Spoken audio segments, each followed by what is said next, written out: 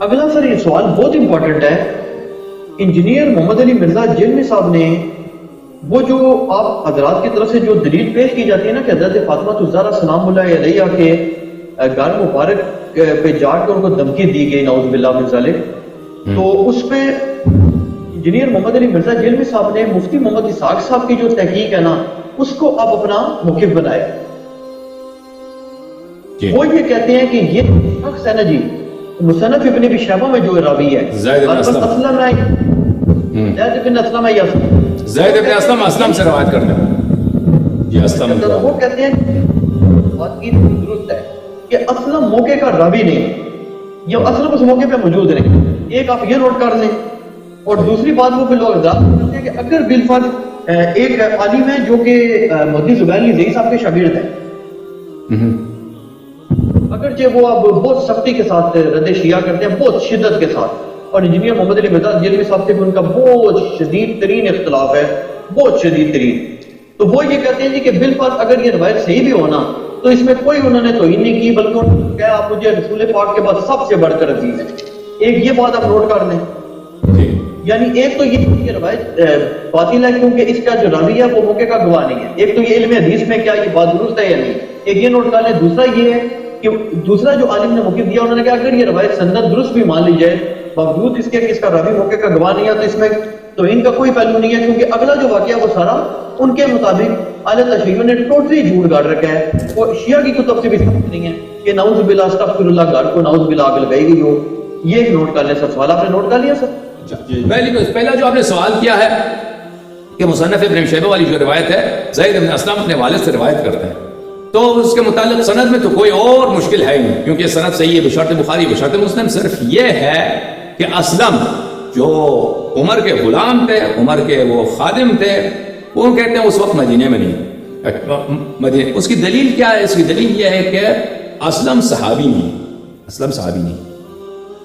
تو اگر وہ اس زمانے میں ہوتے تو وہ صحابی ہوتے، اس زمانے میں صحابی ہوتے، کیونکہ وہ صحابی نہیں ہے. تو اس لیے وہ اس کی اور کوئی دلیل نہیں ہے، یعنی اور کوئی دلیل نہیں ہے. یعنی وہ نبی کریم صلی اللہ علیہ وسلم کے وفات کے وقت وہ مسلمان تھے لیکن وہ مکے میں تھے. اچھا، لیکن پہلی بات تو یہ ہے کہ اگر وہ ایک شخص روایت کرتا ہے ایک بات کو اور وہ صحابہ میں سے نہیں، اس نے نبی کریم صلی اللہ علیہ وسلم کو نہیں دیکھا ہے، تو یہ واقعہ جو آیا ہے پیش آیا ہے کہ دھمکی دی گئی ہے کہ میں آگ لگا دوں گا، تو یہ نبی کریم صلی اللہ علیہ وسلم کے حیات میں پیش تو نہیں آیا نا، یہ ان کے وفات کے بعد پیش آیا. ان دونوں میں کوئی تنافی نہیں ہے کہ زید مثلا اسلم نبی کریم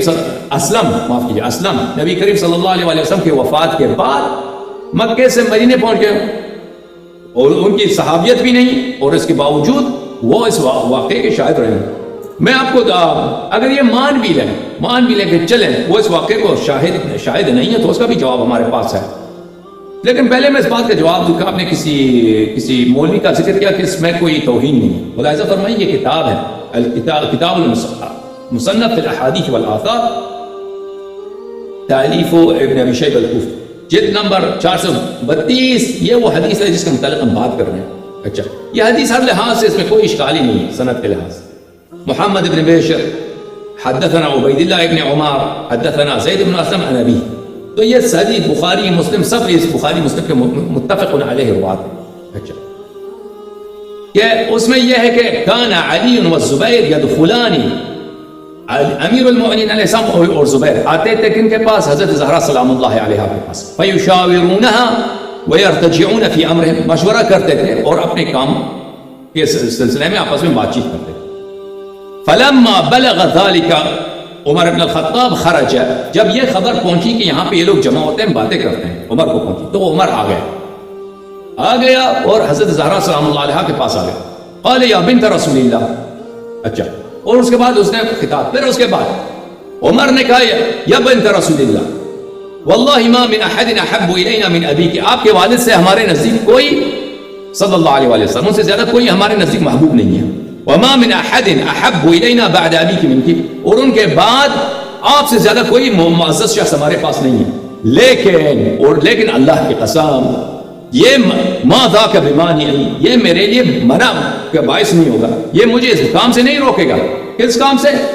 ان اجتمع هؤلاء النفر عندك، اگر یہ لوگ آپ کے پاس دوبارہ آ گئے، هؤلاء النفر، یہ لوگ، یہ جماعت، کوئی صحابہ تھے جو ادھر آتے تھے مشورہ کرتے تھے، ان امرتهم ان يحرق عليهم البيت، کہ میں حکم دوں گا کہ ان کا آپ کا گھر ان پہ چلایا جائے. اچھا، تو ان سے کہہ رہے ہیں کہ اگر یہ لوگ پھر جمع ہو گئے تو میں آپ کا گھر جلا دوں گا. اس دیکھیں عزیزو، یہ کہ اگر کوئی کہہ دیں کہ اس میں اذیت نہیں ہے، اس میں بے احترامی نہیں ہے، تو یہ ایسی بات ہے کہ مثلا میں آپ کو کہہ دوں میں آپ کا گھر جلا دوں گا، تو آپ کہتے ہیں کہ یہ اس میں تو احترام ہے، عزت ہی ہے. تو یہ تو مکابرہ ہے. مکابرہ کہتے ہیں یہ بدیہی بات کو انکار کیا. انہوں نے اشکال کیا ہے کہ اسلم مدینے میں نہیں ہوتے تھے اس زمانے. اس کی دلیل دکھائیں آپ پہلے. صرف اس لیے کہ وہ صحابی نہیں تھے وقت وفات الرسول صلی اللہ علیہ وسلم وہ مکے میں تھے، اس بات کی دلیل نہیں بنتی کہ وہ بعد میں مثلا کچھ ایام کے بعد مکے پہنچے. ملاحظہ فرمائیے، یہ کتاب ہے صحیح بخاری، چاپ دار احیاء التراث العربی، سنہ 1422 میں چھپی ہے. ملاحظہ فرمائیے یہ صفحہ نمبر 739 میں 39، حدیث نمبر 4177.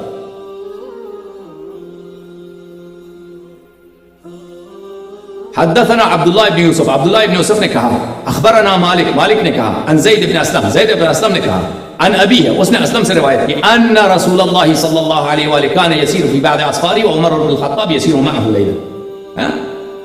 بخاری کے حدیث ہے کہ رسول پاک زید بن اسلم نے اپنے والد اسلم سے روایت کی ہے کہ رسول پاک صلی اللہ علیہ وآلہ وسلم ایک دفعہ ایک سفر میں رات کو سفر کر رہے تھے اور عمر ان کے ساتھ. اور پھر عمر نے ان سے ایک سوال کیا، اب سوال کیا تھا، جواب کیا، اس میں لمبی ہے. یہ حدیث بخاری میں 3 جگہ مذکور ہے، 3 جگہ مذکور ہے. شاید اب میں ڈھونڈوں مسلم میں بھی ہوگا کہ روایت وہی ہے کہ زید بن اسلم بلا واسطہ، عفوا اسلم کے باپ کا مجھے نہیں معلوم، وہ عمر کا غلام تھا، خادم. اسلم بلا واسطہ رسول پاک صلی اللہ علیہ وسلم سے نقل کر رہا، اور یہ نہیں کہتا کہ میں نے عمر سے سنا ہے، کوئی تصریح نہیں ہے. لیکن آپ بالاجماع اس حدیث کو صحیح مانتے ہیں، بالاجماع اس حدیث کو صحیح مانتے ہیں، ٹھیک ہے نا. تو یہ بھی واقعہ جو ہے حدیث تحریق باب، اگر زید بن اسلم سے روایت کرتا ہے، اسلم فرض بھی کریں اس زمانے میں مدینے میں نہیں تھا، فرض بھی کریں، تو جس طرح آپ اس زمانے میں رسول پاک صلی اللہ علیہ وسلم کے پاس نہیں تھا، یہ حدیث بخاری والی حدیث جو میں نے دکھایا، اسی طرح اس حدیث کو اس نے سنا ہوگا عمر سے سنا ہوگا، دوسروں سے سنا ہوگا، نقل کر رہا ہے. یہ جس طرح یہ ہے، اگر یہ صحیح ہے تو وہ بھی صحیح ہے.